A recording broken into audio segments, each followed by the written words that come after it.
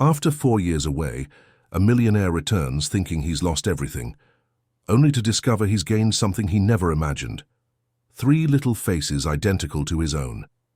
And this is where the story really begins. If you like stories like this, be sure to subscribe to this channel. We post every day. Now on with the story.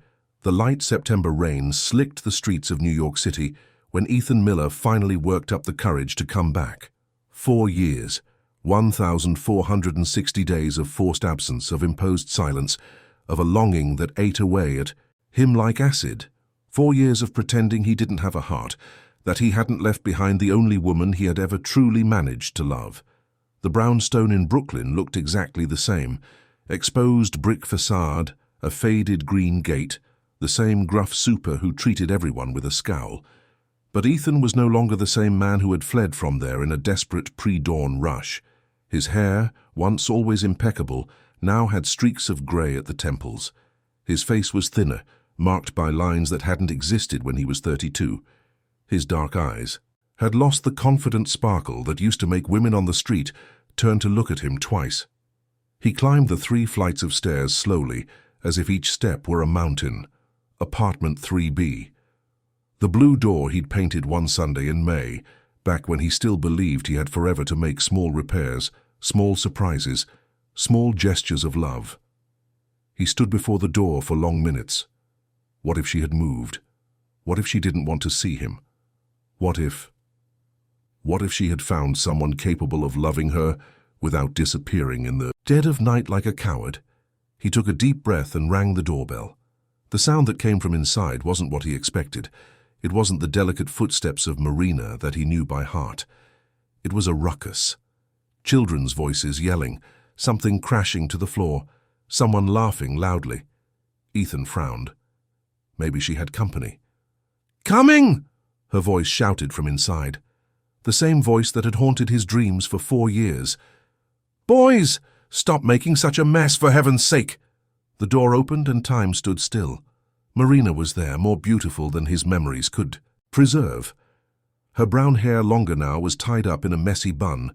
She was wearing a yellow blouse stained with what looked like poster paint and a pair of faded jeans. She was barefoot, just as she always was at home. But there was something different in her eyes, a maturity that hadn't been there before, a strength that came from someone who had learned to fight alone. "Ethan." The word came out as an incredulous whisper. She leaned against the doorframe as if she needed it for support. "Hey, Mari." For a few seconds they just stared at each other. 4 years of absence, of silence, of unanswered questions hanging between them like a chasm. "Mommy, who is it?" a child's voice asked from inside. Ethan's stomach churned. Mommy. Marina had a child. Had she married another man, built the family they had planned together? It's an old friend," Marina answered, her eyes never leaving Ethan's. "Go back to your room. I told you it's time to clean up your toys." "But I want to see the friend," the voice protested. "Leo, listen to Mommy," said another voice, also a child's, but more serious. Ethan felt his legs go weak. It wasn't just one child, there were at least 2, and from the sound of their voices they seemed to be about— "How old?" he asked, his voice hoarse. 3, Marina replied, as if she knew exactly what he was asking. 3 years old. Ethan did the math in his head and felt the world spin. When he left, Marina was— They had been trying to get pregnant for a few months. Was it possible that— "Can I come in?" he asked, though part of him wanted to run. Marina hesitated. Then she stepped away from the door. 5 minutes. They're wired because they had too much sugar at lunch. Ethan walked into the apartment, and it was like stepping back in time. The same simple but cozy decor, the same plants on the balcony, the same messy bookshelf, but there were toys scattered everywhere. Cars, dolls, building blocks, drawings taped to the kitchen wall. And then he saw them.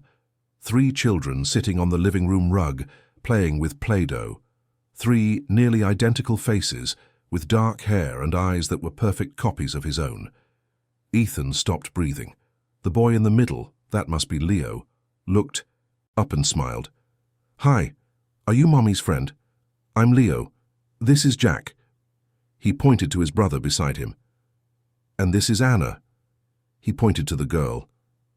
"Leo, Jack, and Anna," Ethan repeated, his voice sounding strange. "Yeah, but Anna doesn't talk much," explained Jack, the second boy. "She's shy, but she's super smart. She knows the names of all the dinosaurs." Anna, the only girl, watched him with curiosity. She had his nose, his eyebrows. It was like looking at 3 miniature versions of himself.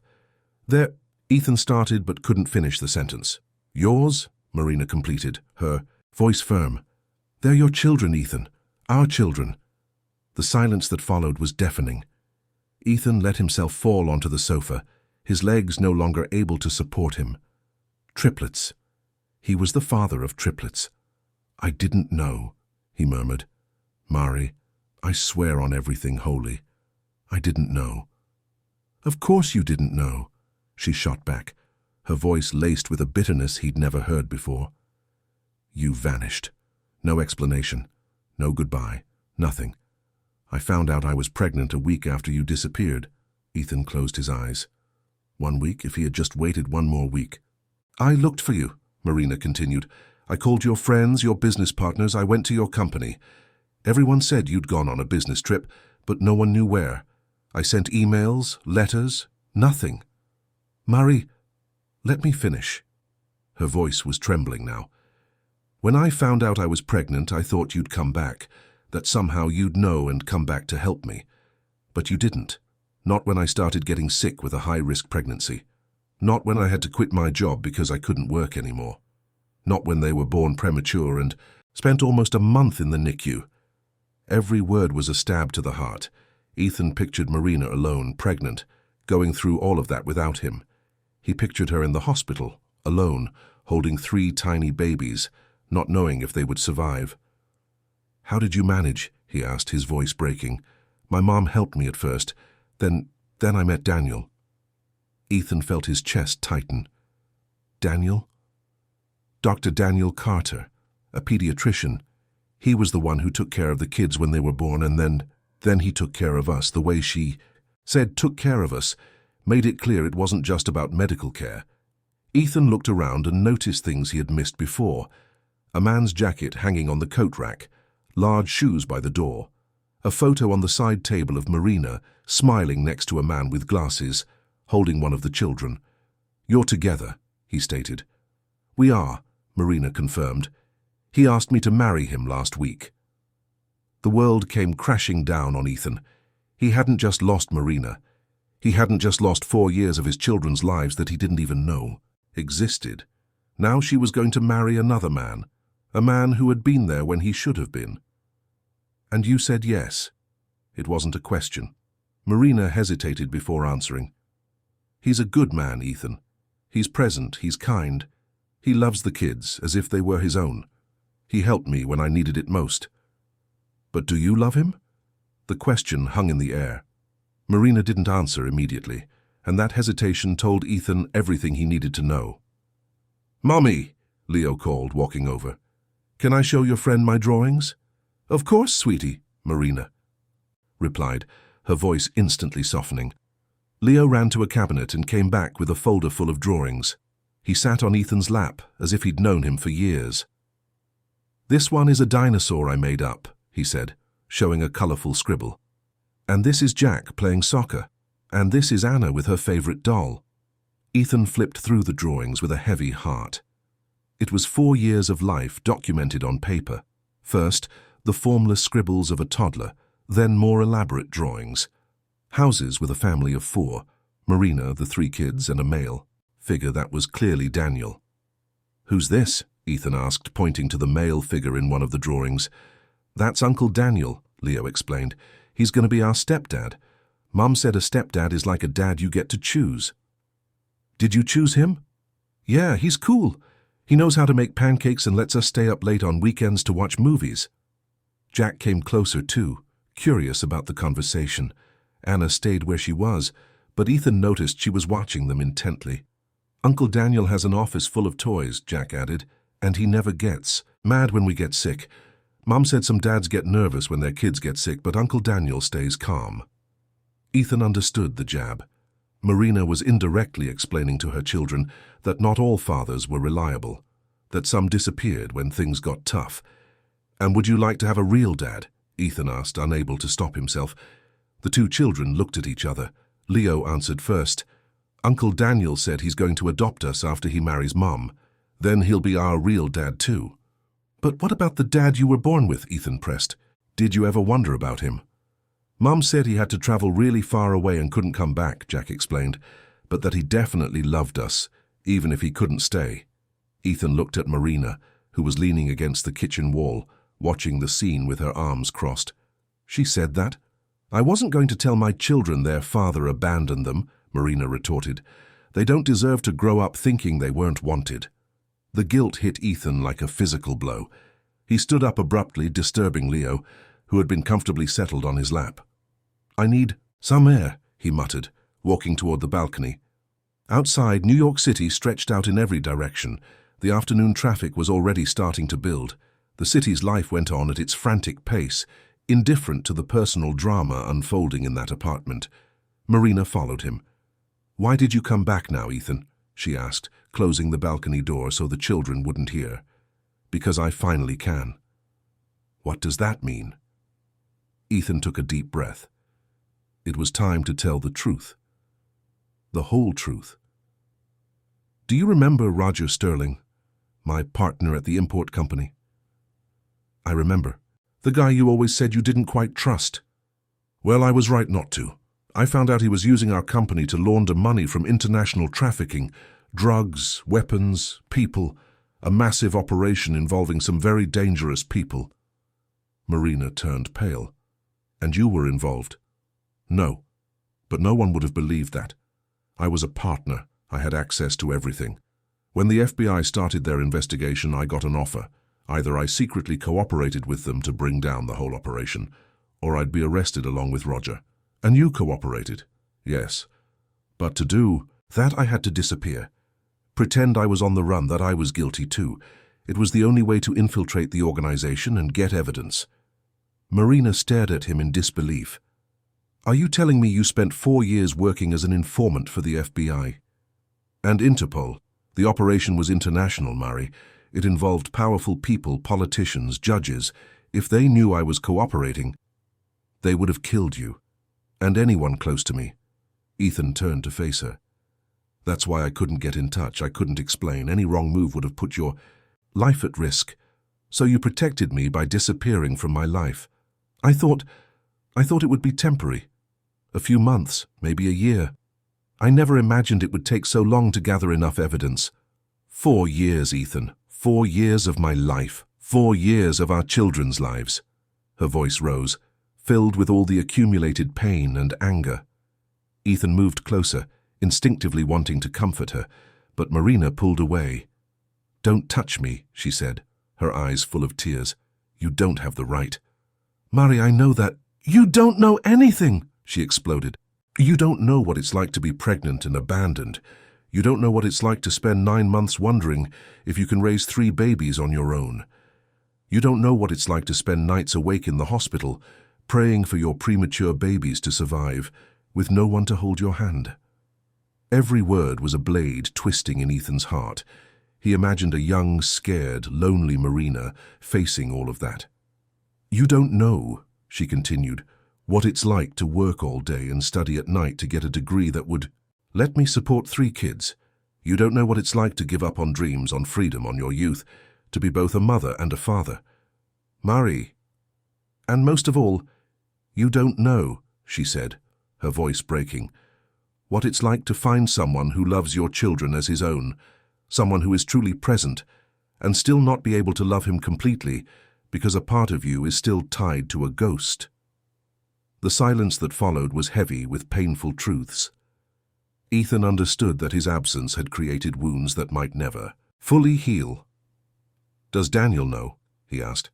"About me?" "He knows the kid's father disappeared. He doesn't know about you specifically. To him, I was abandoned by an irresponsible man. And now," Marina wiped her eyes with the back of her hand, "now I don't know anything anymore. You show up here after 4 years with an explanation that, however justifiable, doesn't erase what happened. And what do you expect? That I drop everything and come back to you as if nothing happened? I don't know what I expected, Ethan admitted. Maybe for you to hate me. Maybe for you to have moved on. But you didn't expect to find your children being raised by another man. I didn't expect it to hurt this much. Marina watched him in silence for a few moments. There was something in her expression that Ethan couldn't decipher. They're your children, she said finally, and you have a right to know them, to be a part of their lives. But that doesn't mean I'm going to undo the life I've built. Are you going to marry him? I don't know. Before you showed up, I knew. Now... Loud noise came from inside the apartment, followed by crying. Marina rushed to check with Ethan right behind her. Leo had pushed Jack, who had fallen and hit his knee on the coffee table. Anna was crying out of fright.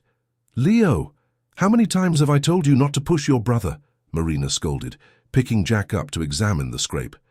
"He took my car without asking," Leo protested, his eyes also filling with tears. "That's no reason to push anyone. Go to your room and think about what you did." I don't want to. Leo threw himself on the floor in a spectacular tantrum. Marina sighed, clearly exhausted. Ethan noticed the dark circles under her eyes, the tension in her shoulders. She was dealing with 3 3-year-olds on her own. It couldn't be easy. Without thinking, Ethan knelt beside Leo. "Hey, champ," he said softly. "What happened?" Leo stopped crying and looked at him suspiciously. "Jack took my car."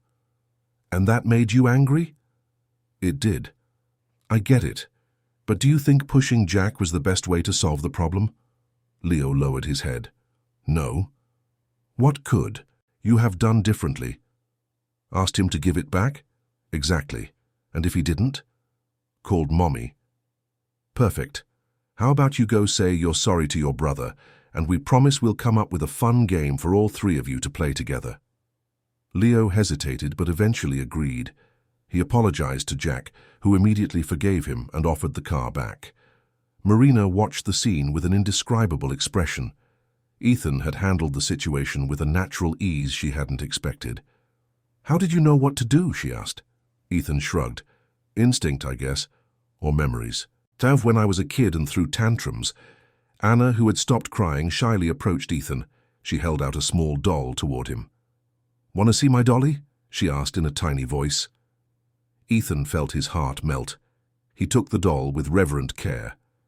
"She's very beautiful. What's her name?" "Marina, like Mommy." Ethan looked at Marina, who had blushed. "Your daughter named her doll after you?" "She said she wanted a doll just like Mommy because Mommy is the most beautiful person in the world," Jack explained. The simplicity and purity of the children's love hit Ethan like a wave. These 3 little people were his. They were a part of him, a part of Marina, the embodiment of a love he thought he had lost forever. "Can I ask you guys a question?" Ethan said, sitting on the floor to be at their level. The 3 of them gathered around, curious. "Would you like to have a dad? A real dad?" Leo and Jack looked at each other. Anna hugged her doll tighter. "Mommy said our daddy had to go far, far away," Leo said, "but that he loved us." "And what if I told you that I'm that daddy?" The silence was total. Even Marina held her breath. "You're our daddy?" Jack asked, his eyes wide. "I am. And I love you. I've always loved you, even when I couldn't be here." Anna came closer and touched Ethan's face with her small hand. "Why did you have to go away?" Ethan felt a lump in his throat. How do you explain criminal organizations and intelligence operations to a 3-year-old? Because there were bad people who wanted to hurt Mommy and you, and I had to go away to protect you. And now? Are the bad people gone? Leo asked. They are. Now they're in jail and can't hurt anyone anymore. So you can stay? Anna's voice was hopeful. Ethan looked at Marina, whose eyes were filled with tears. I really want to stay, he said, but that's up to your mommy. Mommy, Leo said, turning to Marina, will you let Daddy stay? Marina knelt beside the children. It's complicated, sweetie. Daddy has been away for a long time, and we have Uncle Daniel now. But if Daddy's here, we don't need a stepdad, Jack said with the simple logic of a child. It's not that simple, honey. Why not? Anna asked. Marina looked at Ethan as if asking for help. He realized she was just as lost as he was. Just then the doorbell rang. Marina got up to answer, and from the look on her face as she peered through the peephole, Ethan knew who it was. It's Daniel, she said. He comes for dinner on Fridays. Ethan's stomach twisted. He was about to meet the man who was raising his children. The man Marina loved, or thought she loved. Maybe I should go, he said. No, Marina's voice was firm. You want to know your children, then you have to know their reality. And the reality is that Daniel is a part of our lives. She opened the door, and Ethan found himself face to face with Dr. Daniel Carter. He was a pleasant-looking man, about 40, with modern glasses and a kind smile. He was carrying 2 grocery bags and a pizza box. Hey, honey, he greeted Marina with a kiss on the cheek. I brought that pizza, the kids. He stopped mid-sentence when he noticed Ethan in the living room. Daniel, this is Ethan, Marina said, her voice tense. Ethan, this is Daniel.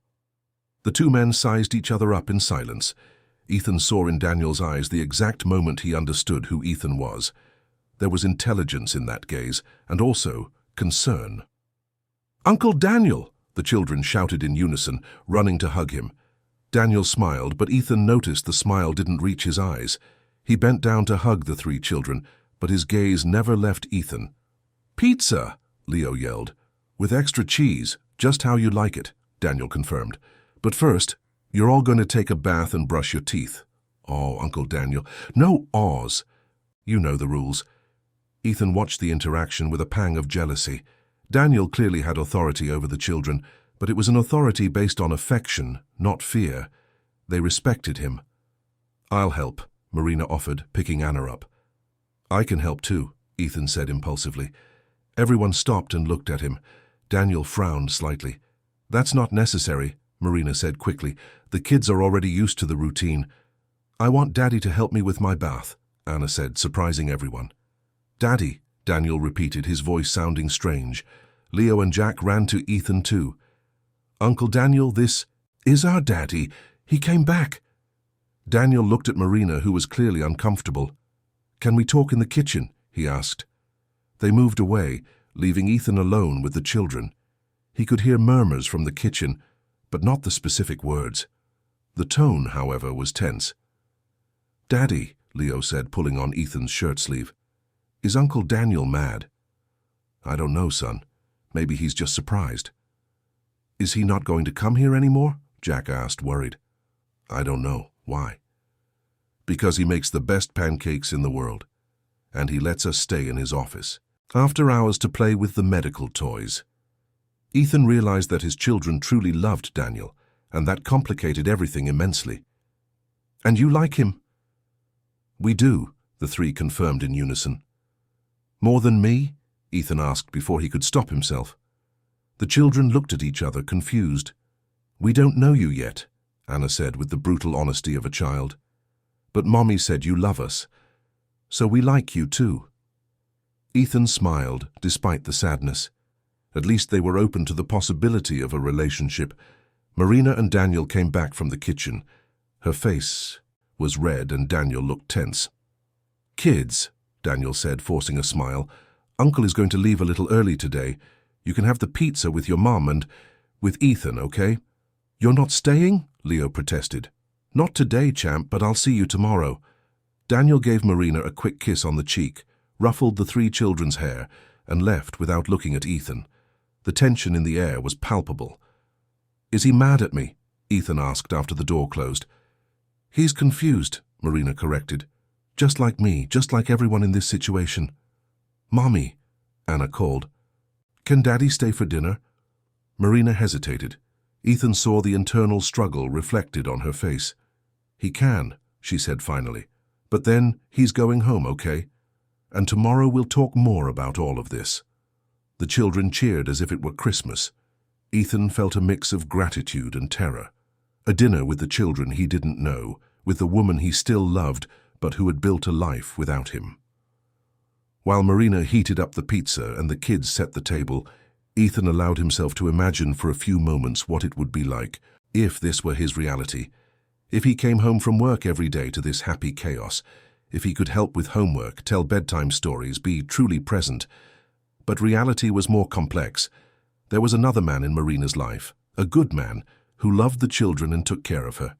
A man who deserved an explanation, and Ethan had no idea how he would navigate this situation. He only knew he couldn't just give up. He couldn't lose his children again, not after discovering that being a father was the only thing in life that truly mattered. The dinner was a strange mix of ease and tension. The children chattered non-stop, telling Ethan about school, their friends, their favorite games. He learned that Leo liked dinosaurs and soccer, that Jack preferred books and puzzles, and that Anna had a vivid imagination that led her to invent fantastic stories about her dolls. Marina watched it all in silence, alternating between smiling at the adorable interactions and frowning whenever Ethan showed a paternal instinct she hadn't expected. It was clear she was battling conflicting feelings. "Daddy," Leo said suddenly, making Ethan stop chewing, "where did you live when you went away?" Ethan looked at Marina, who gave a slight nod, as if giving him permission to answer. "In a lot of different places," he said carefully. "First in Miami, then in other countries." "What countries?" Jack asked, interested. "Argentina, Uruguay, Paraguay, places in South America." "Why didn't you call Mommy?" Anna questioned, with the brutal innocence typical of a child. The question hit Ethan like a punch. Marina tensed up. Because where I was, there was no phone and I couldn't leave." "Why couldn't you leave?" "Anna, don't ask so many questions," Marina intervened. "Daddy will explain everything when you're older." But Ethan shook his head. "No, it's okay. They deserve to know." He looked at the three children. "Do you know what bad people are?" "We know," Leo said. "Like the villains in movies." "That's right. There are real bad people in the world. And they were doing bad things, hurting other people. I had to help the police catch those bad people. But to do that, I had to pretend I was their friend."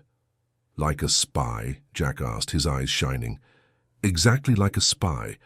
But real spies can't talk to their families because then the bad people find out and hurt the people they love."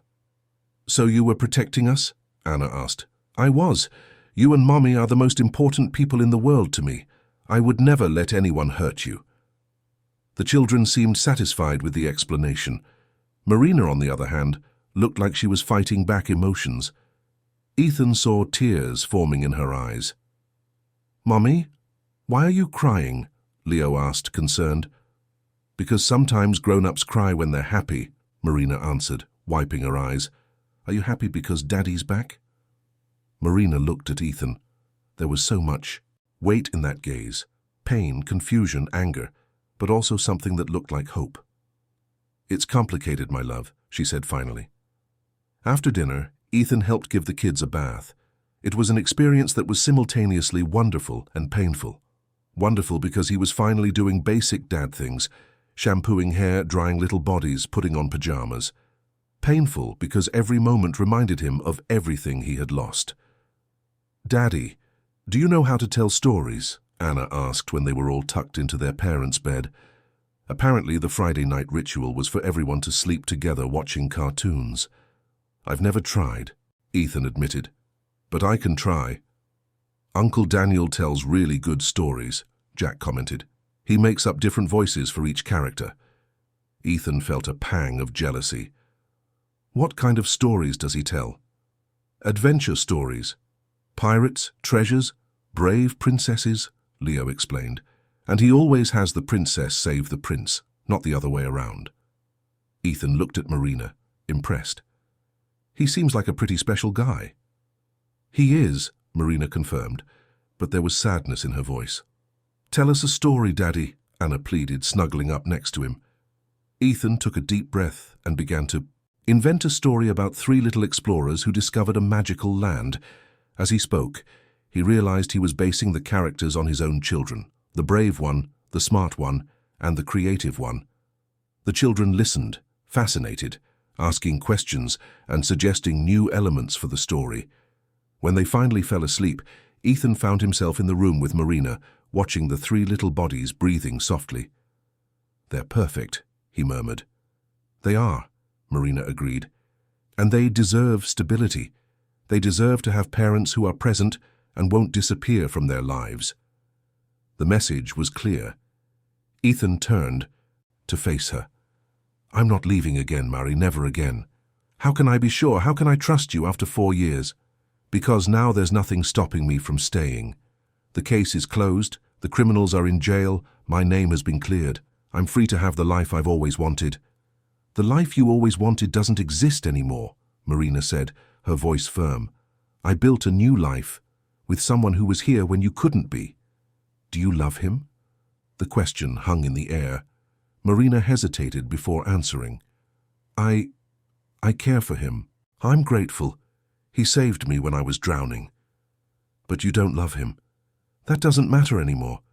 Love isn't just a feeling, Ethan. It's presence. It's a daily effort. It's being there through the hard times. I want to be there. Now I can be there." Marina shook her head. "You don't get it. It's not just about you being able to be here. It's about trust. It's about the children having a solid foundation. They love Daniel. He's the father figure they know. I'm their father. Biologically, yes, but he's the one who's been present, the one who comforted them when they had nightmares, the one who took them to the doctor when they were sick, the one who taught Leo how to ride a bike and Jack how to read, the one who helped Anna overcome her shyness."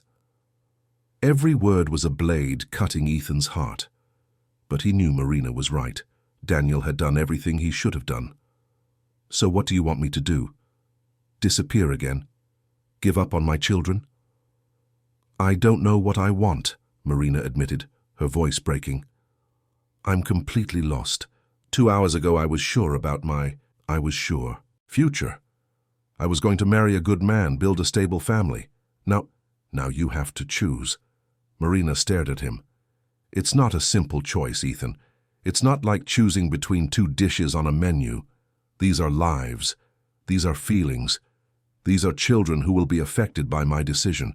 Then give me a chance. Let me prove I can be the father they deserve, the man you deserve." "How?"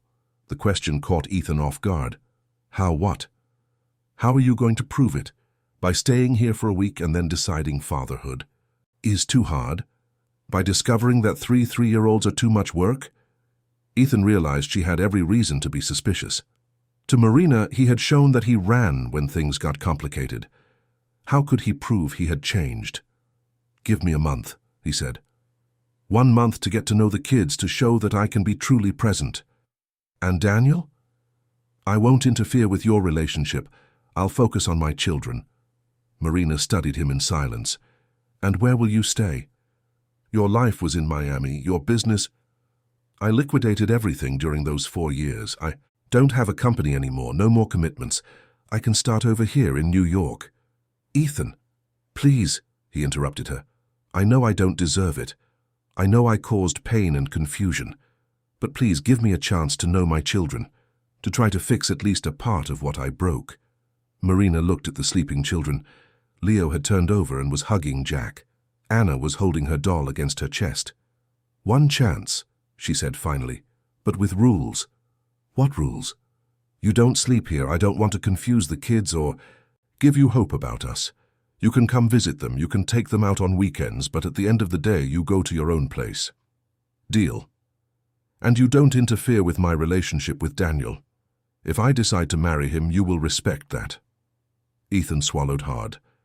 "And if you decide not to marry him?" "That doesn't mean we're getting back together. It just means I'm not marrying him." The answer hurt, but Ethan nodded. "I understand. And most importantly, if you decide this is too hard, that you don't really want to be a father, you tell me before you disappear. Don't let the kids get attached just to abandon them again. That won't happen. Are you sure? Being a father isn't just fun and games and bedtime stories. It's waking up in the middle of the night when they have a nightmare. It's cleaning up vomit when they're sick. It's having patience when they throw a tantrum in the supermarket. It's giving up your own plans because they need you." I want all of that, Ethan said, surprising himself with the conviction in his own voice. I want everything I lost and everything I can still have. Marina watched him for a long moment. Okay, 1 month. Ethan felt a mix of relief and terror.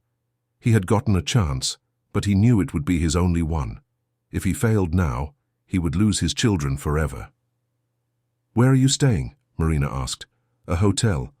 But I'll look for an apartment tomorrow. Look for something nearby. The kids will want to know where you live. Ethan nodded. It was happening. He was really getting a chance to be a father. Mari, he said as they reached the door. Thank you. Don't thank me yet. Thank me when you've proven you deserve it. He left the apartment with his heart racing. In the elevator, he checked his phone and saw several missed calls from Daniel. He hesitated, but decided to call back. Ethan? Daniel answered on the first ring. Hi, Daniel. Can we talk? I think we need to. They agreed to meet at a bar near Marina's building. Ethan arrived first and ordered a beer. When Daniel showed up, he looked exhausted. Thanks for agreeing to talk, Ethan said when Daniel sat down. Marina told me who you are. The kid's father. Yes. 4 years without a word. And now you show up wanting what?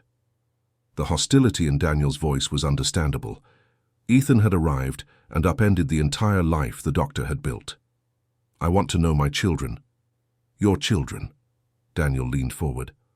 You disappeared when they needed you most. I was the one who stayed up when they had chickenpox. I was the one who taught Leo how to tie his shoes. I was the one who comforted Anna when she was afraid of the dark. And I'm grateful for that. Your gratitude means nothing to me, Daniel shot back, his eyes flashing with anger. Those kids are my life. I was going to officially adopt them after the wedding. And now you show up and want to destroy everything? I don't want to destroy anything. I just want a chance to know them. And Marina, you think you can just win her back? Ethan hesitated before answering. I don't know if that's possible. I only know that I still love her. Daniel laughed bitterly. Of course you do. It's easy to love from a distance, to romanticize a memory. It's hard to love day to day, to love when she's stressed with work and kids, to love when she's too tired for romantic conversations. You're right. I don't know what that's like. But I want to learn. Why should I believe you? What guarantee does Marina have that you won't leave again when things get tough? Ethan thought about the question. It was the same one Marina had asked. None, he admitted. There are no guarantees in life, but I can promise that I'll try to be the father they deserve. Daniel studied Ethan in silence. You know what irritates me most about you? What? I wanted to hate you. It would be so much easier if you were just some jerk who abandoned his family out of irresponsibility. But Marina told me your story, and I understand why you did what you did. Ethan hadn't expected that. You understand? I do. If I were in your situation, if dangerous people were threatening Marina and the kids, I would also do anything to protect them, even walk away. Daniel's acknowledgement caught Ethan completely off guard. So nothing, Daniel cut him off. Understanding doesn't mean accepting. They're my family now. I built this brick by brick, day by day. I'm not giving up without a fight. I wouldn't expect you to. But you expect Marina to choose you. It was a statement, not a question. Ethan didn't deny it.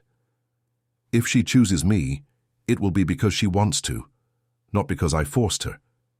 Daniel finished his beer in one gulp. You know the difference between us? What? You love the Marina from 4 years ago. The woman you left behind. I love the woman she's become. The strong mother who raised 3 children on her own. The determined professional who went back to school to give her kids a better future. The survivor.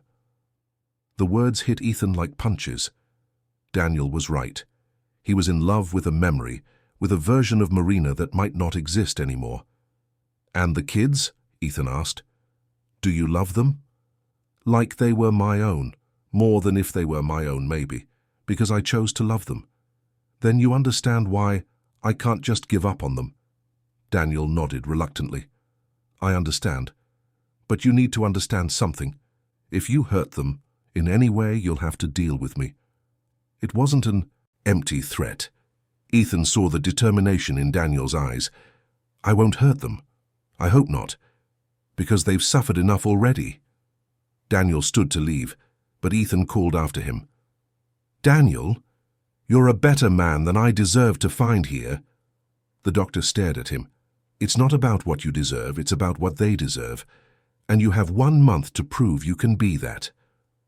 After Daniel left, Ethan sat alone in the bar, thinking. 1 month to prove he could be a father. 1 month to show he wouldn't run again. 1 month to find out. If Marina still felt anything for him besides anger and resentment, it seemed impossible, but he had to try. The next day, Ethan woke up early and went apartment hunting. He found a furnished 2-bedroom 5 blocks from Marina's building. It wasn't luxurious, his penthouse days were in the past, but it was clean, safe, and close enough for him to be available whenever the kids needed him. At 3 in the afternoon, as they had agreed, he rang the doorbell of Marina's apartment. The children ran to the door when they heard his voice. "Daddy, Daddy," they shouted in unison. Marina opened the door with a tense smile. She was dressed to go out. "Hi, ready for your first solo adventure?" Ethan's stomach churned. "Solo? You said you want to get to know them. You won't do that with me standing by your side the whole time." "But Daddy, Mommy said you're taking us to the park," Leo interrupted, grabbing Ethan's hand. "And then to the mall for ice cream," Jack added. "And you're going to push me on the swing really high," Anna finished. Ethan looked at Marina in a panic. What if something happens? What if they get hurt? What if... Ethan, Marina touched his arm. Breathe. They're 3 kids, not 3 time bombs. You'll be fine. But I don't know how... No one is born knowing how to be a parent. You'll figure it out. And with that, Marina grabbed her purse and left, leaving Ethan alone with 3 3-year-olds who were looking at him with total expectation. "So, Daddy," Leo said, "what are we going to do first?" Ethan looked at the 3 hopeful little faces and felt a mix of terror and overwhelming love. He had 4 hours not to screw this up. "Well," he said, trying to sound more confident than he felt. "How about we start by going to the park?" The next 2 hours at the park were an emotional roller coaster. Ethan discovered that 3-year-olds have infinite energy, curiosity about everything, and no sense of danger. Leo tried to climb a piece of equipment that was clearly for older kids. Jack was more interested in the pigeons than the playground. Anna wanted Ethan to make up different voices for all the toys. There was a moment of panic when Leo fell off the slide and cried as if the world were ending. Ethan didn't know whether to pick him up, check for injuries, or call an ambulance. He ended up doing all 3 at once, which made Leo stop crying and start laughing. "Daddy, you're more nervous than I am," Leo observed, with the brutal wisdom of a small child. "It's just that I don't want you guys to get hurt," Ethan explained. "Everyone gets hurt sometimes," Jack said philosophically. "The important thing is for someone to make it better after."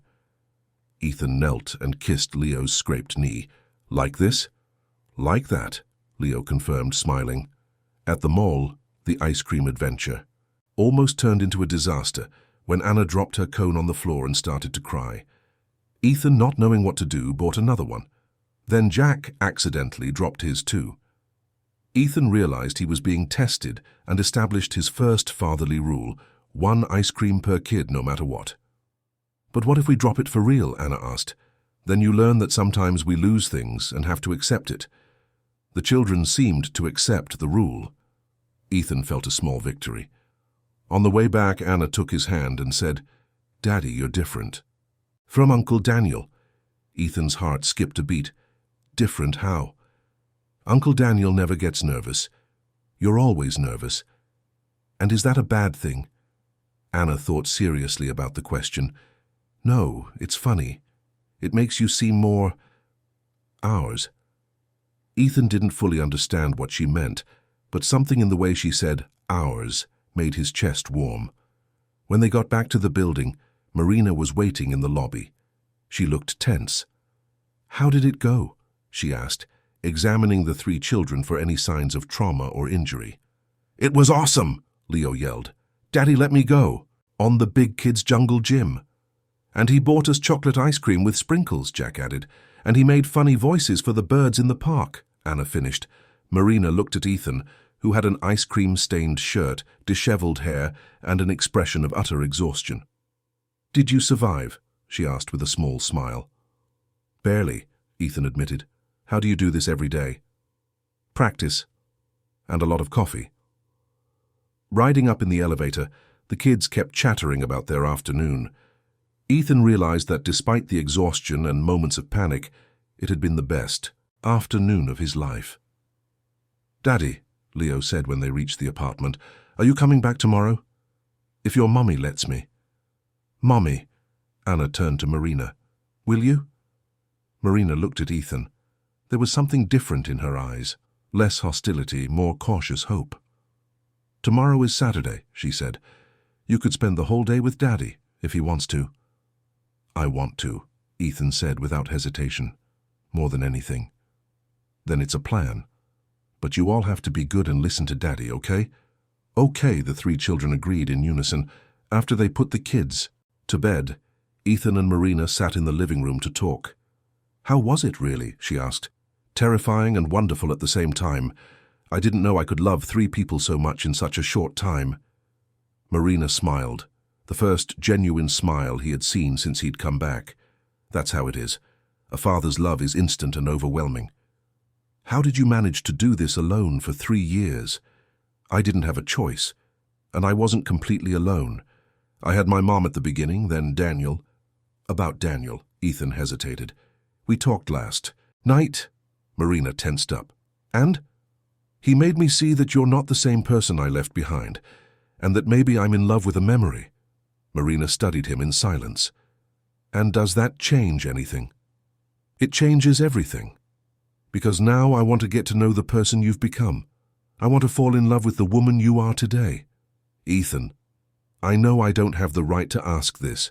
I know you've built a life with Daniel, but if there's a chance, a remote possibility, that there's still something between us—" "Stop," Marina held up her hand. "Let's not go down that road yet. You have to prove you can be a father first, then we can talk about us."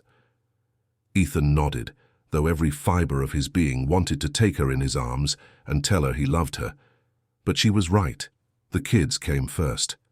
"Mari," he said as he was getting ready to leave, "can you teach me?" "Teach you what?" "How to be a father. I know it's weird to ask you, but you're the only one who really knows them. You can tell me how they like things, what they're afraid of, what makes them happy." Marina considered him for a moment. "Okay, but only because it's important for them, not for you." "Understood." That night, Ethan went to his new apartment with a lighter heart than he'd had in years. For 4 hours he had been a father, and he had discovered it was exactly what he had always dreamed of being. Now, he just had to prove he could keep being one. The following weeks settled into a new and complicated routine for everyone involved. Ethan spent entire weekends with the children and a few afternoons during the week.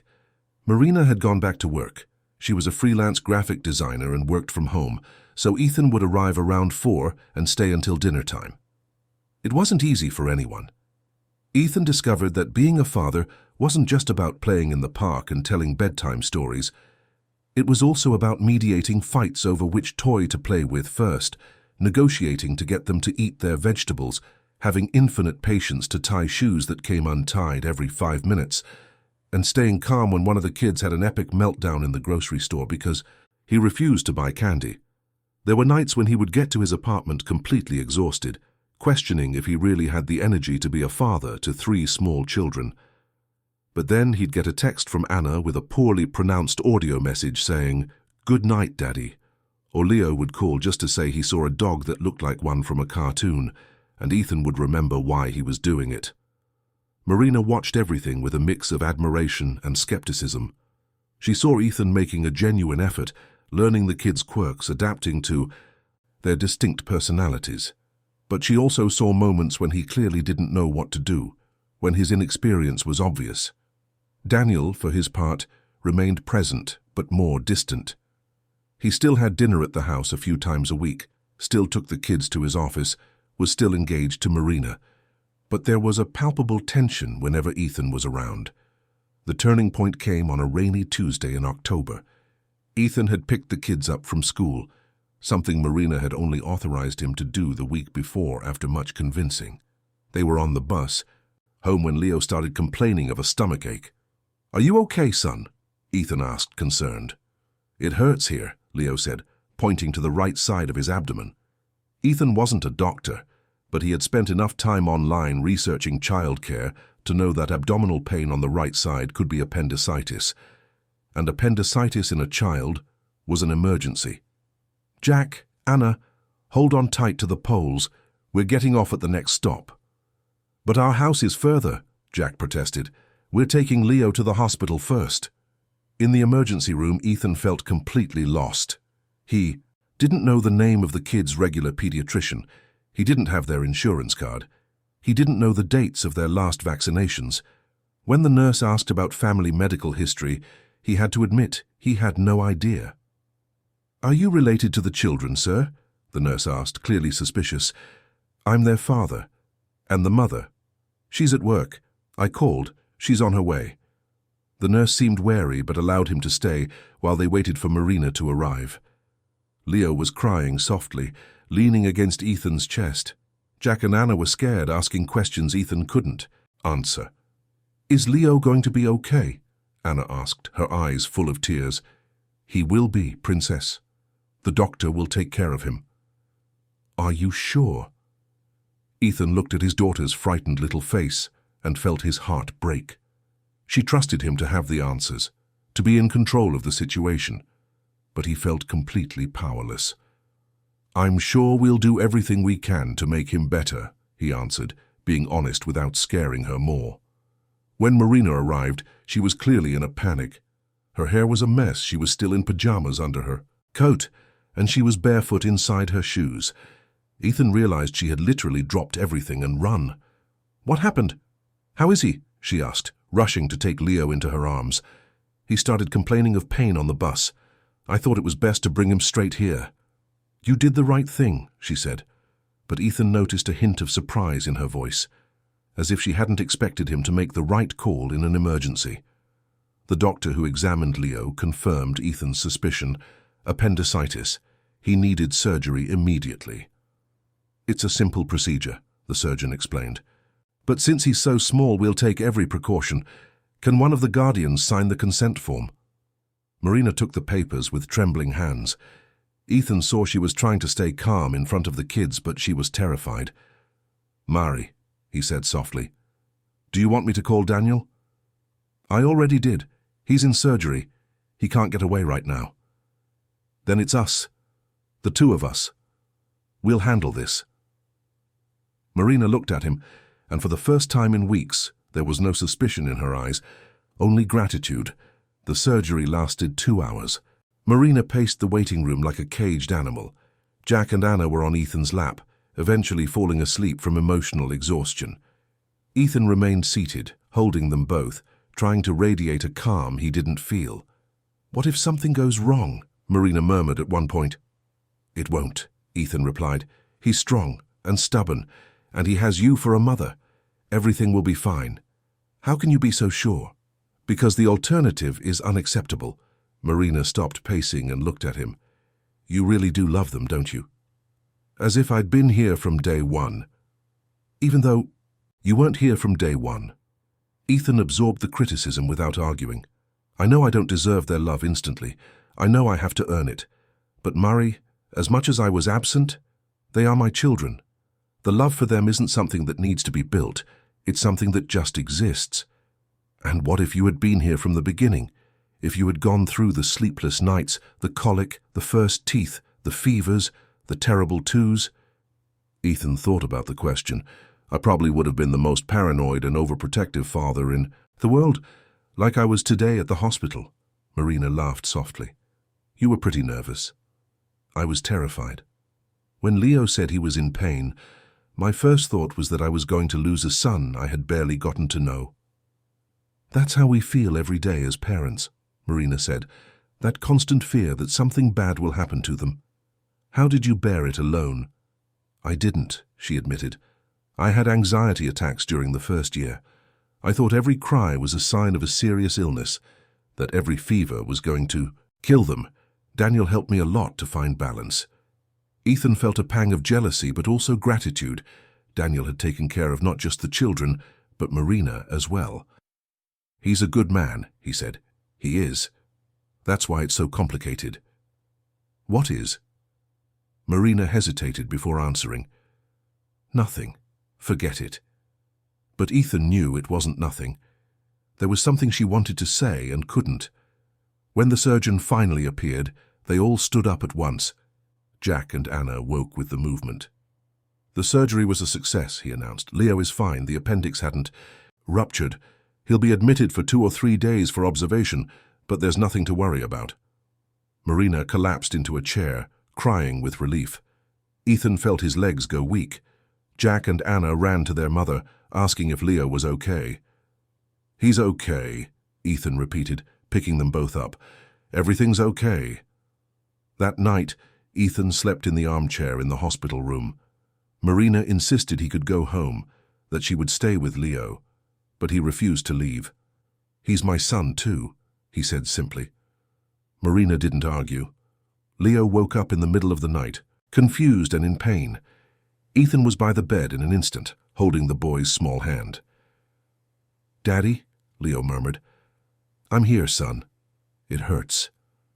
"I know, but the worst is over. You were so brave. You're not going to leave?"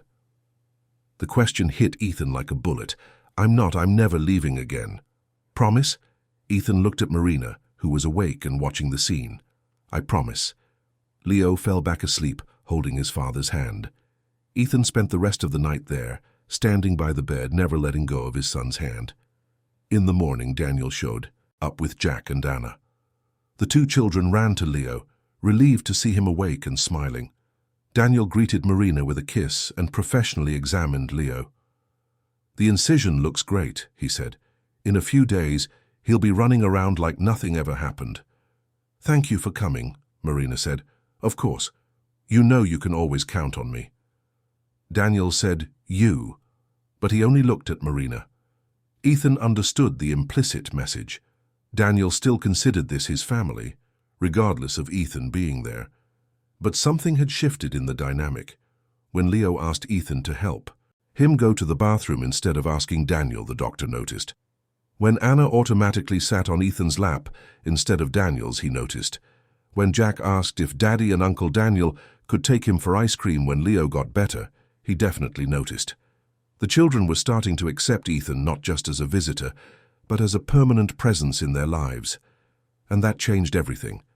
That afternoon, after Leo was discharged and resting at home, Daniel asked to speak with Marina in the bedroom. Ethan stayed in the living room with the 3 kids, trying not to think about what they were discussing. The conversation lasted over an hour. When they came back, Marina's eyes were red and Daniel looked defeated. "Ethan," Daniel said, "can I talk to you?" They went out to the balcony. Daniel got straight to the point. "She loves you." Ethan's heart raced. "Did she say that?" "She didn't have to. I've known Marina for 3 years. I saw how she looked at you yesterday at the hospital, how she trusted you in a crisis, how she relaxed when you took control." "Daniel, let me finish." The doctor held up his hand. "I love her too. I love these kids. I built a life with them, but I'm not going to fight for someone who's in love with someone else." "Are you breaking up with her?" "I'm postponing the wedding, giving her time to figure out what she really wants." Ethan didn't know what to say. He felt relief but also guilt. Daniel was a good man who didn't deserve to have his heart broken. "If she chooses you," Daniel continued, "take good care of her and the kids. They deserve stability. And if she doesn't choose me, then I'll be here, waiting." Daniel extended his hand. Ethan shook it, respecting the man who was giving up the fight with dignity. After Daniel left, Marina was very quiet. The children sensed something was different, but they didn't understand what. Ethan helped prepare dinner in silence. "Did you know he was going to do that?" Marina asked after the kids were in bed. "I suspected. Yesterday at the hospital, when you trusted me to make decisions about Leo, I saw that he noticed too." "Noticed what?" that you're torn, and that maybe you're not so torn after all. Marina sat on the sofa, looking exhausted. I don't know what I feel, Ethan. 2 weeks ago I was going to marry Daniel. I was sure it was the right decision. And now I see you being a father to my children, and I remember why I fell in love with you in the first place. Ethan sat beside her, careful not to invade her personal space. But is that enough? Memories of who we were? I don't know. How can I know if what I feel is real or just nostalgia? How can I know if you'll really stay when you find out? That being a father is much harder than it seems in the good moments. You can only know by giving me a real chance. What would a real chance mean? Ethan took a deep breath. It would mean trying to rebuild our relationship, not as we were before, but as the different people we are now. It would mean you stop seeing me as someone who might run away at any moment. And how do I do that? How do I stop being afraid that you'll disappear again? By trusting, and by giving me a chance to prove I've changed. Marina stared at him for a long moment. And if I decide to try, what happens to Daniel? Daniel moves on with his life, and we move on with ours. It's not that simple. He's been a part of the kids' lives for 3 years, and he can continue to be as a family friend. The kids don't have to lose him just because you're not getting married. Marina seemed to consider this. Could you handle him being present in their lives? Ethan thought honestly about the question. It would be hard, but he genuinely loves them. It would be selfish of me to want to cut him out of their lives, even knowing I almost married him, maybe especially because of that. If you almost married him, it's because he's a good person, and good people are always welcome in my children's lives. Marina smiled, the first real smile since her conversation with Daniel. You really have changed, haven't you? Why? The Ethan from 4 years ago would have been incapable of accepting another man in his children's lives. Ethan laughed. The Ethan from 4 years ago never imagined he'd have children who were raised by another man. Life teaches you humility and forgiveness, especially forgiveness. They sat in silence for a few minutes. Ethan could feel Marina struggling with conflicting emotions. Murray, he said finally, you don't have to decide now. About us, about Daniel, about the future. You've just been through a lot of stress with Leo with this whole situation. Give yourself time to breathe. And you? Will you be able to wait without pressuring me? I'll wait as long as it takes. You all are the most important thing in my life now. Marina rested her head on his shoulder, the first intimate physical contact they'd had since Ethan returned. I'm scared, she murmured. Of what? Of making the wrong choice, of hurting the kids, of hurting myself, of hurting Daniel. Ethan gently kissed the top of her head. Sometimes there is no right or wrong choice. There's only the choice you can live with. And what choice can you live with? Any choice that allows me to be a father to our children, even if it means watching me marry another man? Ethan hesitated. It would be the hardest thing in my life. But yes, if that's what would make you happy. Marina lifted her head and looked at him. There were tears in her eyes. Why did you have to become a better person right now? Ethan smiled sadly. Because it was only by losing everything that I discovered what really mattered. Marina studied him in silence. Then, slowly, she leaned in and kissed his cheek. Thank you, she murmured. For what? For taking care of Leo yesterday, for staying at the hospital, for trying to be the father they deserve. Thank you. For what? For raising 3 incredible people on your own, for being strong when I couldn't be here, for giving me a chance I don't deserve. They hugged there on the sofa, and for the first time in 4 years, Ethan felt that maybe it was possible to rebuild what he had lost, not as it was before, but as something new and better. The next week, Leo fully recovered from his surgery. Daniel continued to visit the children, but the atmosphere was different, less tense, but also less intimate. He was gradually distancing himself, both for his own emotional needs and out of respect for the new family dynamic. Ethan, for his part, was learning to be a real father. Not just the fun activities dad, but the dad who set boundaries, helped with homework, and took care of household chores.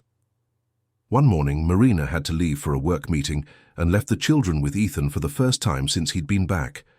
Not for a few hours, but for the entire day. "Are you sure you can handle this?" she asked, clearly nervous. "Mari, I already watched them for several hours at a time. But never a whole day, never alone for all the meals, bath time, homework. Everything will be fine. If anything happens, I'll call you, or I'll take them to Daniel if it's an emergency. Relax." Marina left reluctantly. Ethan looked at the three children eating breakfast and felt a mix of excitement and terror. A full day as a single dad. Almost everything went wrong. Leo spilled orange juice on his clothes, and there were no spare outfits at Marina's. Ethan had to improvise with a t-shirt that was way too big. Jack refused to do his math homework and threw an epic tantrum that lasted 40 minutes. Anna decided she wanted to cut her own hair and managed a few snips before Ethan noticed. Lunch burned. Ethan tried to make simple pasta and managed to turn the kitchen into a war zone. The kids ate bologna sandwiches, which he had to buy from the corner store. In the afternoon, Anna had a meltdown because she missed Marina and cried for an hour. Jack fought with Leo over a video game, and Ethan had to referee a dispute that seemed to have no solution. Leo decided to test the limits and did everything his mother had forbidden. He climbed on the table, threw food, and screamed. When Marina returned at 6, she found Ethan sitting on the living room floor, completely exhausted, with Anna still sniffling in his lap, Jack building a fort with cushions, and Leo passed out from exhaustion on the sofa. "How did it go?" she asked, trying not to laugh at the look of total defeat on Ethan's face. "We survived," he answered. "Barely, but we survived." Marina looked around. The house was a mess. There were crumbs on the floor, Anna's hair was clearly shorter, and Ethan looked like he'd been through a war. "Do you want me to never leave you alone with them again?" she asked. Ethan looked at her. "Do you want me to be honest?" "I do. It was the hardest day of my life. I didn't know 3 small children could create so much chaos in such a short time." Marina sat on the floor next to him. And it was also one of the best days of my life, because for the first time I truly understood what it means to be a father. It's not just love and cute moments. It's total responsibility. It's solving problems all the time. It's being present, even when it's hard. "And you still want this?"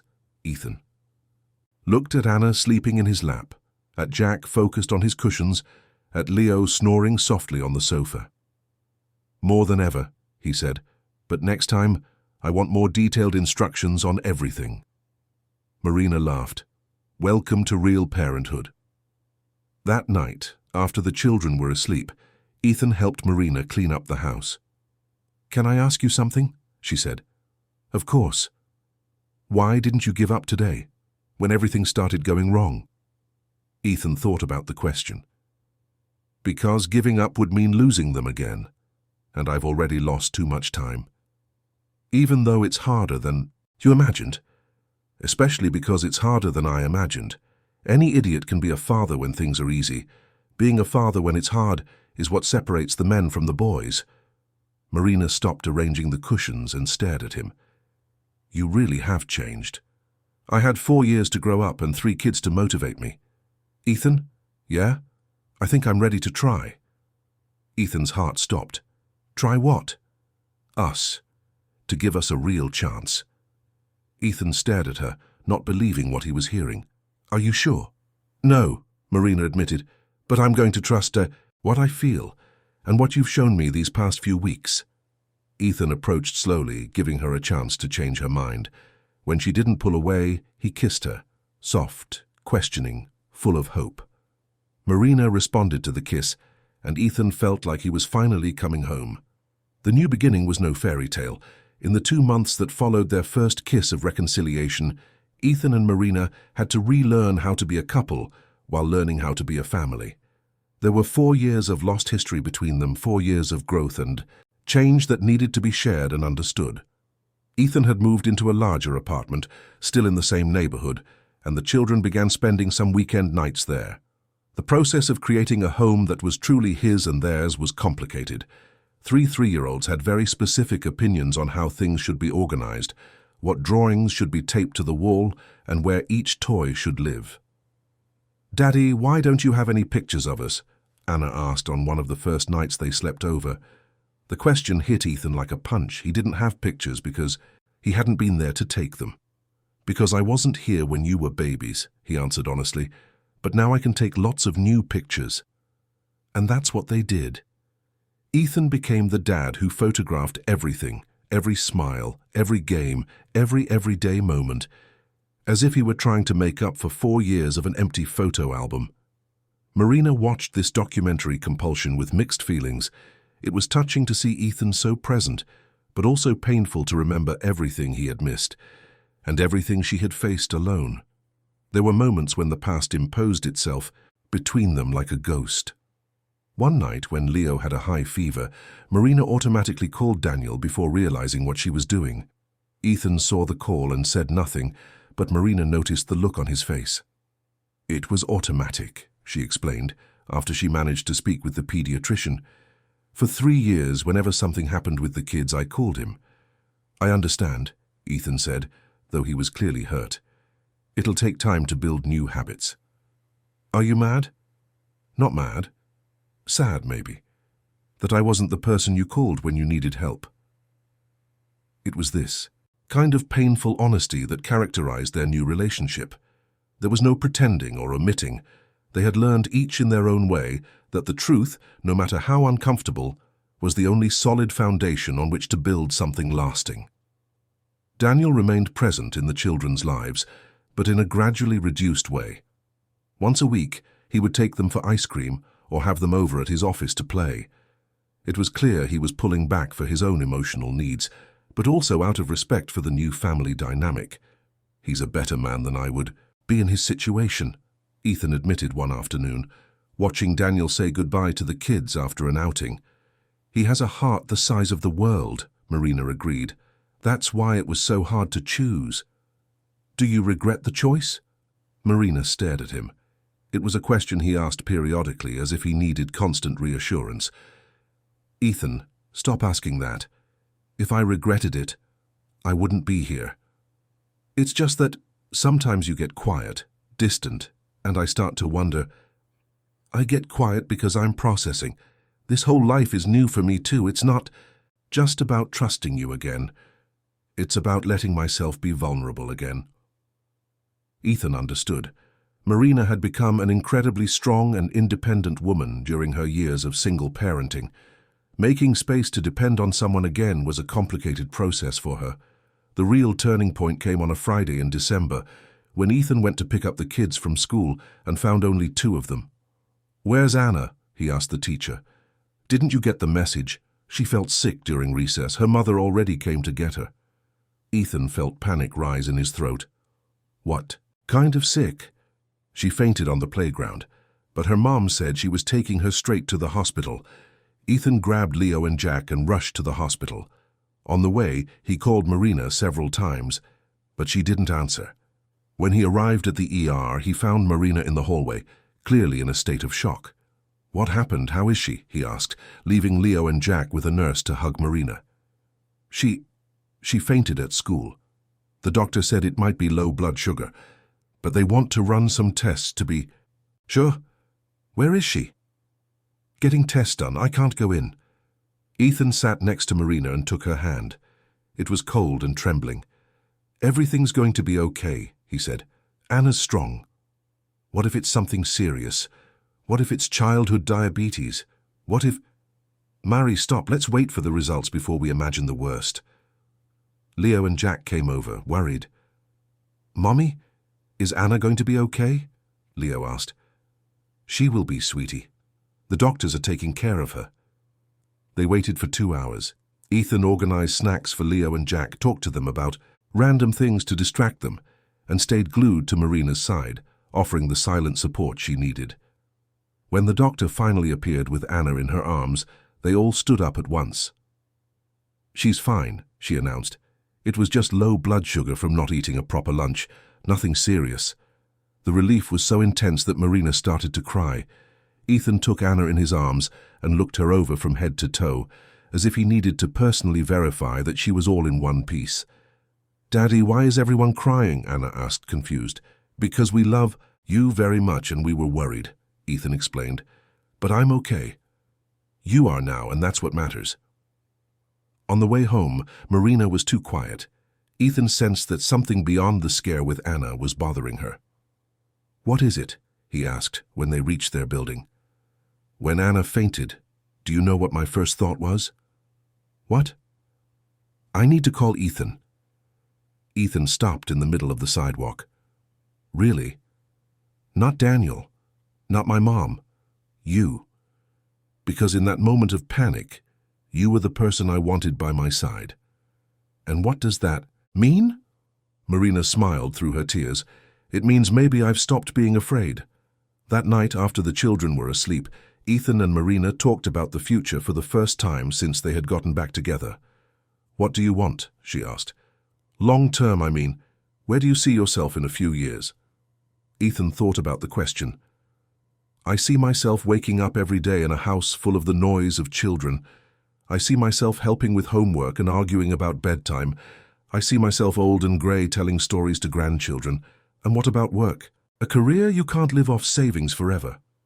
I'm thinking of starting a consulting firm, using the experience I gained over the last few years, working with companies that want to become more ethical, more transparent. And travel? Meetings? Nothing that takes me out of New York for more than one night. This family is my priority." Marina studied him. "Are you sure you won't miss the life you had before? The freedom?" "Murray, what freedom? For 4 years I couldn't even use my own name. I couldn't have real relationships. I couldn't build anything lasting. Real freedom is being able to choose my priorities. And I choose you all. Even if it means giving up opportunities. Especially if it means that. You can recover a lost opportunity. You can never get back lost time with your kids." Marina came over and sat on his lap. "Can I tell you a secret?" "Of course." "I dreamed about you last night." "What kind of dream?" "We were in a house with a big backyard. The kids were older, playing outside. You were teaching Leo how to fix a bike. I was pregnant." Ethan's heart sped up. "Pregnant?" "In the dream, yes. With a girl. And you were singing to her with your hand on my belly. And how was the dream?" "Perfect. Absolutely perfect." Ethan kissed her forehead. "Do you want more kids?" "I do. I want a child that's ours from day one, that you're there for from the very beginning." "Even if it means starting from scratch with a baby?" Marina laughed. "Ethan, I'm raising 3 3-year-olds. One baby will be a piece of cake compared to that."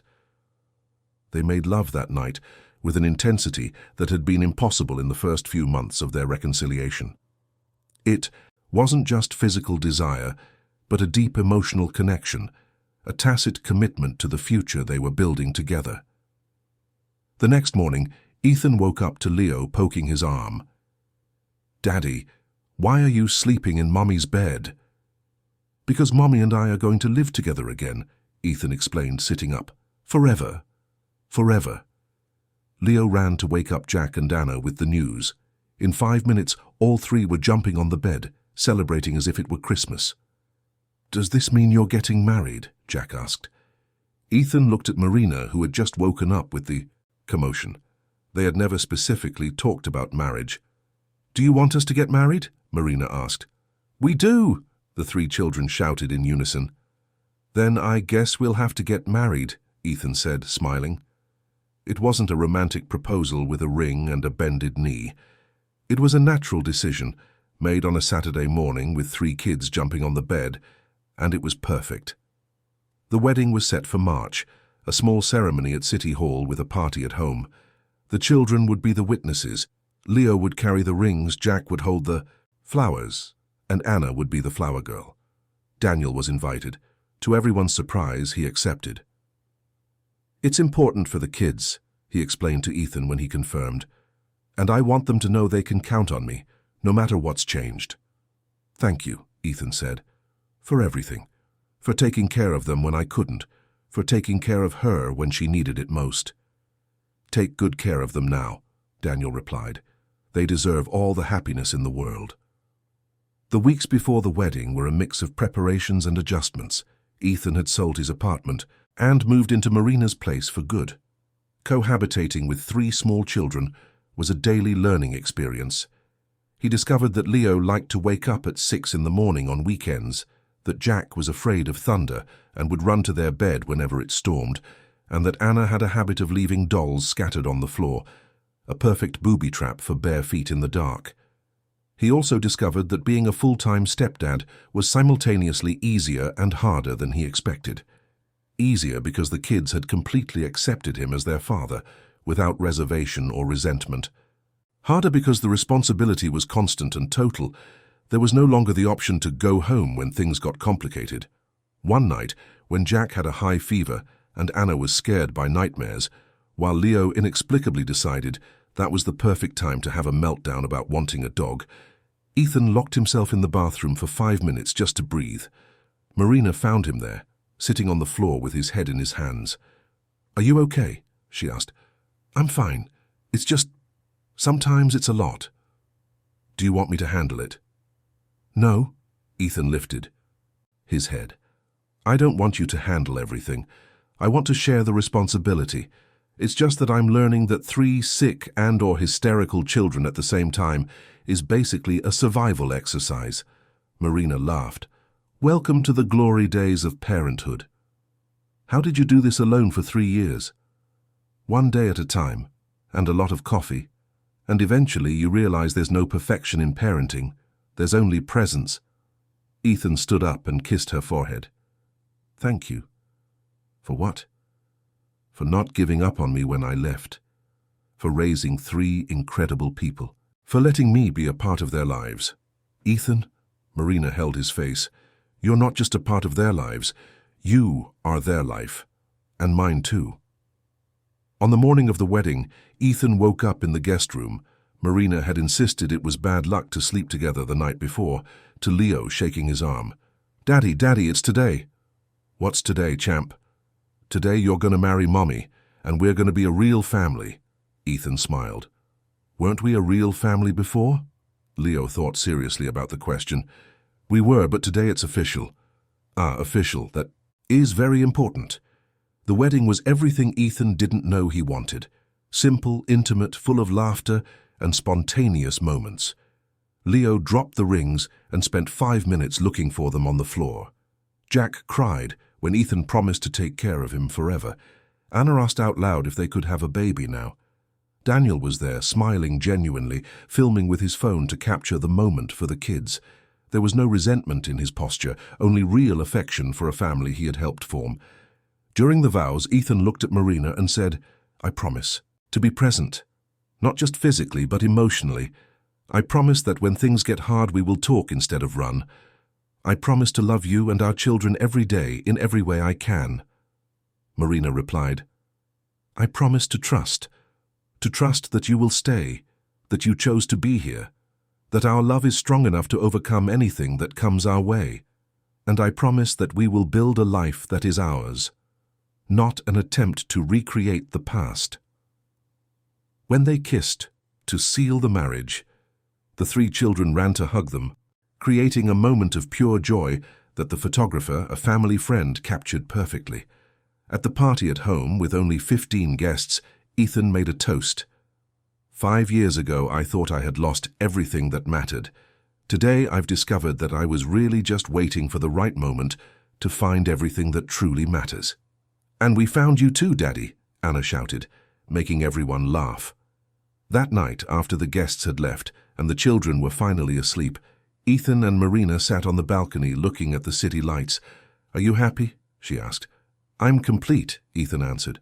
"For the first time in my life, I'm exactly where I'm supposed to be. Even though it's more complicated than you imagined, especially because it's more complicated. Easy doesn't build character." Marina laughed. "Wait until you see how complicated it is to be the father of teenagers.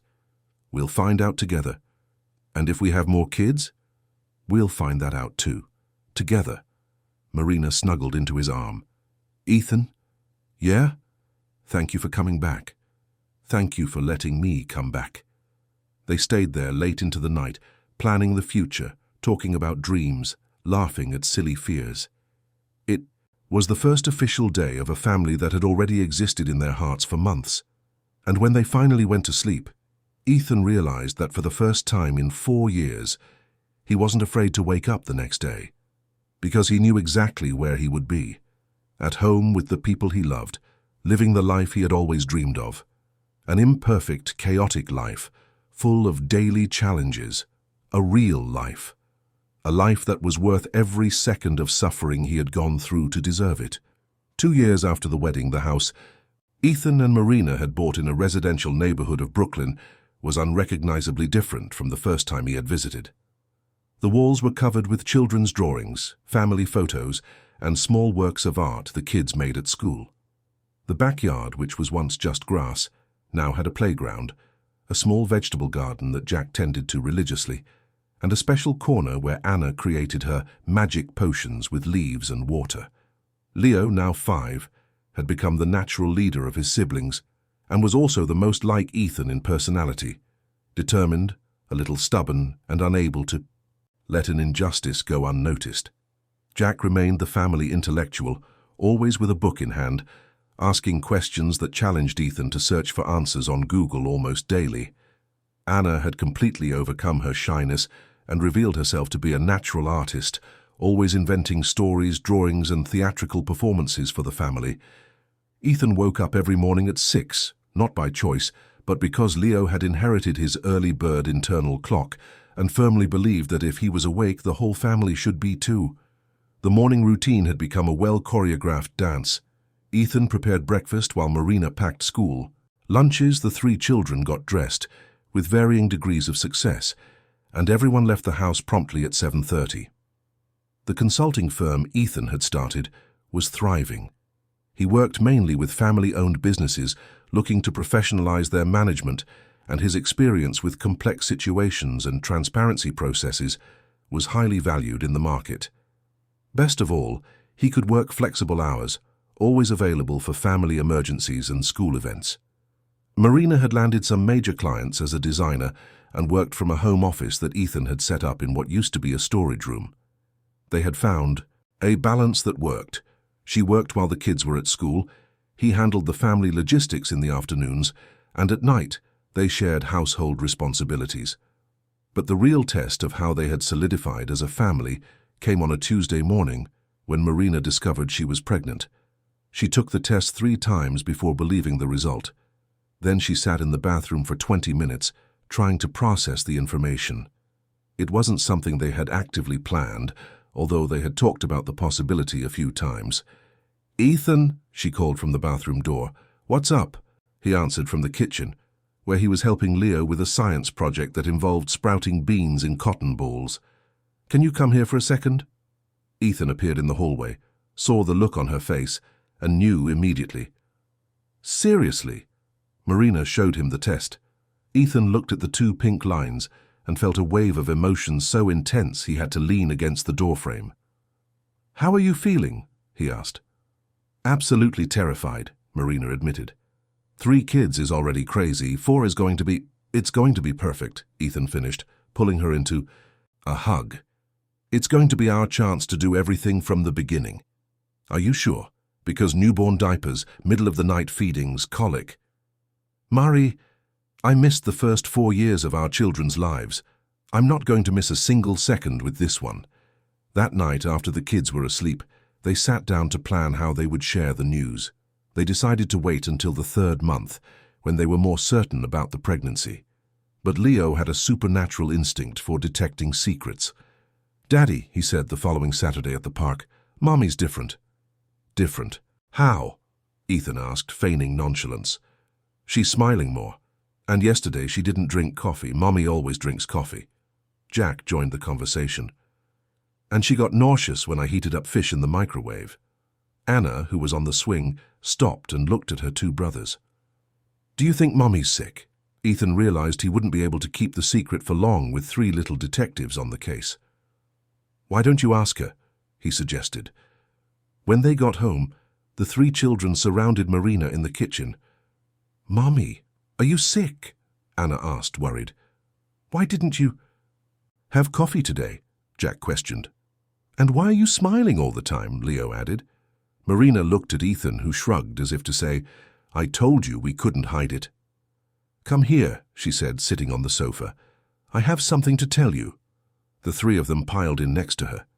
Ethan sat in the armchair across from them, smiling in anticipation. Do you know how babies are made? Marina began. We know, Leo said immediately. They grow in the mommy's tummy. Exactly. And sometimes, when a family is very happy, a new baby comes along. The three were silent for a few seconds, processing. Are you saying there's a baby in your tummy? Jack asked. I am. Right now? Anna shouted. Right now! The explosion of joy was instantaneous. Leo started jumping on the sofa. Jack ran to hug Ethan, and Anna threw herself onto Marina's lap, trying to press her ear to her belly. I can hear the baby, Anna announced. You can't hear it yet, sweetie, Marina laughed. The baby is still very tiny. When is it going to be born? Leo asked. In about 7 months. Is it a boy or a girl? Jack wanted to know. We don't know yet. What would you prefer? The three children began to debate excitedly. Leo wanted a brother to play soccer with. Jack wanted a sister to teach how to read. Anna didn't care, as long as she could pick the name. Can I pick the name? Anna asked. We can talk about names together, Ethan promised. The whole family will help choose. That night, the kids were so excited it was almost impossible to get them to sleep. Leo kept inventing crazy names. What if we call him Dinosaur? Jack wanted to. No technical details about how the baby was being formed, and Anna spent an hour drawing what she imagined her new brother or sister would look like. They're more excited than we are, Marina observed when they finally got everyone to bed. Impossible, Ethan replied, kissing her still flat stomach. I'm so excited I don't think I'll be able to sleep for the next 7 months. The pregnancy was completely different from her previous ones. This time, Marina had Ethan by her side for every doctor's appointment, every decision, every moment of anxiety. He photographed every ultrasound, wrote down every detail, and read every baby book he could find. When they found out it was a girl, the 3 older children were ecstatic. Anna immediately declared she would be responsible for teaching her little sister about dolls and drawing. Leo said he would protect her from any bullies at school. Jack started planning which books he would read to her. What do you want to name her? Marina asked at one of their family name-choosing meetings. The suggestions were varied. Elsa, Anna, Hermione, Jack, and Pele, which Leo insisted worked perfectly for a girl too. What if it was a name that meant something special to our family? Ethan suggested. Like what? Leo asked. Hope, Marina said suddenly, because she represents our hope for the future. Hope Miller, Jack tested. I like it. Hope, Anna repeated. It's pretty, and we can call her Hopi. Hope, Leo agreed, but I still think Pele would be cool too. Hope was born on an October morning, exactly 1 week ahead of schedule. Ethan was in the shower when Marina yelled from the kitchen that her water had broken. He ran out, still soapy, trying to get dressed and call Marina's mom at the same time. Calm down, said Marina, who was strangely serene. It's not like in the movies, we still have time. But Ethan was in a state of controlled panic. He checked the hospital bag 3 times, made sure the car had gas, called the doctor, called Marina's mom again, and was still trying to convince Leo that yes, he had to go to school as usual. Why are you more nervous than Mommy? Jack observed. Because last time, I wasn't here to be nervous, Ethan explained. Now I get to be nervous enough for all the times I couldn't be. The delivery was quick and without complications. When Hope came into the world, Ethan cried more than she did. It was a cry of pure joy, of gratitude, of completeness. She's perfect, he murmured, holding his daughter for the first time. She's ours, Marina replied, exhausted but radiant. Leo, Jack, and Anna met their little sister a few hours later. They arrived at the hospital laden with drawings, flowers plucked from their grandmother's garden, and theories about why babies were so small. She looks just like Jack when he was born, Leo observed with the authority of an older brother. How do you remember Jack as a baby? Ethan asked. I remember everything, Leo said seriously. You're the one who wasn't here to see it. The sentence, spoken without malice, hit Ethan as it always did, but now, instead of pain, it brought a renewed determination to be present for every moment from then on. "That's true," he agreed, "but I'm here now, and I'll be here for everything to come." The first few months with Hope were a whirlwind of diapers, bottles, sleepless nights, and absolute joy. Ethan discovered that caring for a newborn was simultaneously easier and harder than he'd expected. Easier because babies have basic, predictable needs. Harder because babies don't sleep when adults want to sleep. But he loved every minute of it. He loved the middle-of-the-night feedings, the baths, the diaper changes, the moments when Hope would open her little eyes and seem to recognize him. He especially loved watching her interactions with her older siblings. Leo had appointed himself Hope's official guardian. Whenever she cried, he would run to announce, "Hope is calling you." Jack liked to read to her, convinced that the sooner she was exposed to books, the smarter she would be. Anna sang, songs she made up on the spot, and drew a complete series of portraits of her little sister. "She's lucky," Marina commented one night, watching Ethan rock Hope to sleep, while the other three piled onto the sofa to watch cartoons. "Why?" "Because she'll grow up in a family that never doubted she was wanted." Ethan understood what she meant. Leo, Jack, and Anna had been born into a situation of uncertainty and hardship. Hope was being born into a consolidated, stable family, full of love. "They're all lucky," Ethan said, "because they have you as a mother." "And you as a father," Marina added. "Finally." On Hope's first birthday, they threw a party in their backyard. Daniel was there. He had truly become a family friend, and the kids still considered him a special uncle. Marina's mom, some of the kids' school friends, and Ethan's work colleagues were also there. "A toast," Ethan said as they cut the cake, "to the most unlikely, most complicated, and most perfect family in the world." "To second chances," Marina added. "To daddies who come back," said Leo. "To babies who arrive," said Jack. "To families that grow," said Anna. "To love that lasts," said Daniel, surprising everyone. That night, after everyone had gone home and the children were asleep, Ethan and Marina sat in the backyard looking at the stars. "Do you regret anything?" she asked. "Not being here from the beginning. But I can't change the past. I can only do my best with the present." "And what do you think of our present?" Ethan looked at the house filled with scattered toys, drawings on the wall, family photos everywhere. He heard Hope stirring in her crib, Leo snoring softly, Jack murmuring something about books in his sleep, Anna talking to her, dolls in a dream. "I think it's exactly the life I always wanted," he said. "Chaotic, noisy, unpredictable, full of responsibilities I never even knew existed." "And you don't miss the simple life?" "Murray, what simple life? For 4 years I lived in hiding, using fake names, unable to form real bonds. That wasn't a simple life, it was an empty life.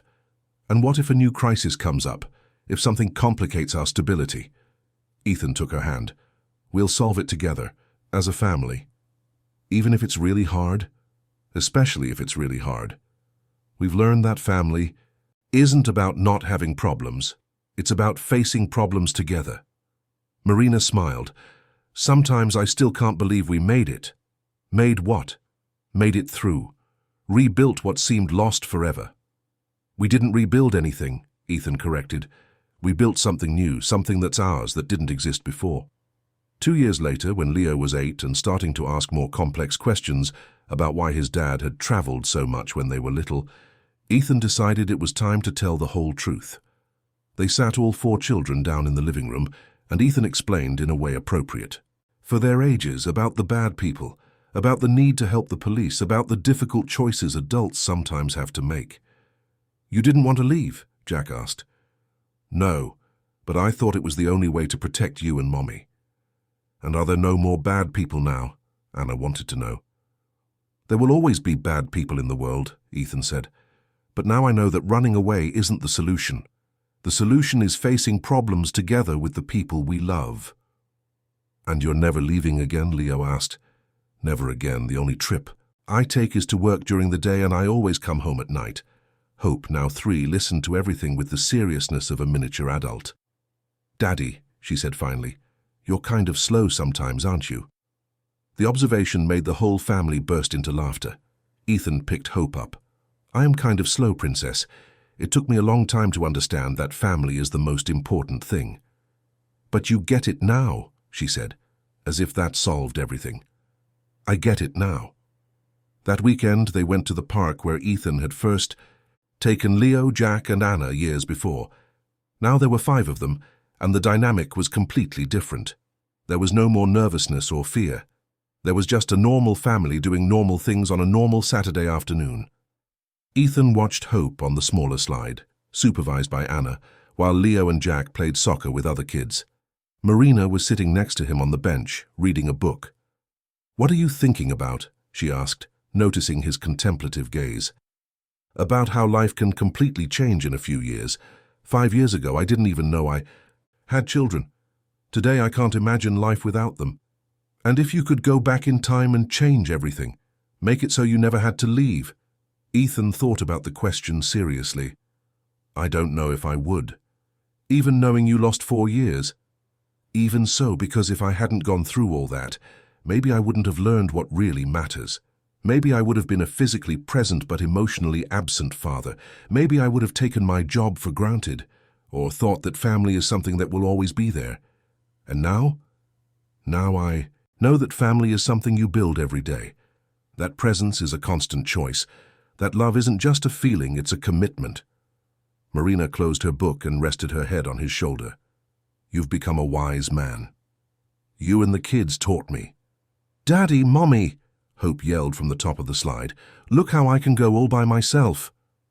They paused their conversation to applaud their youngest daughter's achievement. Leo ran over to congratulate her. Jack dropped the soccer ball to give his little sister a hug. Anna took a picture with Marina's phone to document the moment. "Crazy family," Ethan murmured, smiling. "Our crazy family," Marina corrected. As the sun began to set, they walked back home hand in hand, Ethan with Hope in his arms, Marina holding Anna's hand, and Leo and Jack walking ahead, talking about soccer and books at the same time. At home, the evening routine unfolded as usual. Bath, dinner, homework for the older ones, a bedtime story, and finally, silence. Ethan and Marina sat on the sofa, exhausted but content. "Another day," Marina said. "Another perfect day," Ethan agreed. Even with Hope's tantrum at bath time and Leo and Jack's fight over who got to pick the TV show. Especially because of that, because it means our life is real, not a dream. Marina laughed. "You and your philosophies. I'm serious. Dreams are too perfect to be true. Our life is imperfect enough to be real." That night, it took Ethan a while to fall asleep. Not because of worry or anxiety, but because he wanted to savor the feeling of being exactly where he was supposed to be. In the next room, he could hear Leo snoring softly. Across the hall, Jack was murmuring something about dinosaurs, probably dreaming about the book he'd read before bed. Anna, who had insisted on sleeping in Hope's bed to take care of my little sister, sighed quietly. And beside him, Marina slept with the peaceful breath of someone who was finally no longer afraid of the future. Ethan closed his eyes, and for the first time in 5 years didn't make plans for the next day. He didn't worry about work or responsibilities or the 1,000 things he needed to solve. He simply allowed himself to be happy, because he had learned that happiness wasn't a destination to be reached, it was a moment to be lived, and he was living the best moment of his life every single day.